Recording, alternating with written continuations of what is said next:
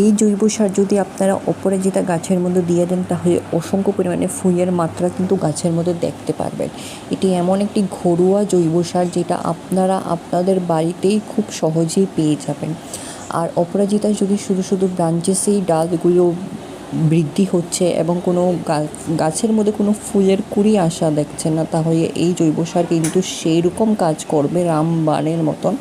গাছের মধ্যে ডালের মধ্যে আপনাদের অসংখ্য পরিমাণে কুঁড়ি আপনারা 1 সপ্তাহের মধ্যেই দেখতে পারবেন। এটা খুব ফাস্ট কাজ করে।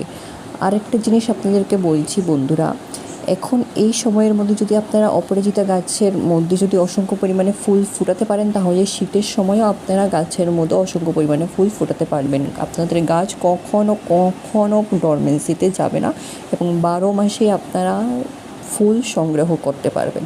নিচে লং ভিডিও আছে, গিয়ে ক্লিক করে দেখে নিন। অবশ্যই এটা আমার নতুন চ্যানেল, অল্প আমার চ্যানেলটিকে সাবস্ক্রাইব করে দেবেন।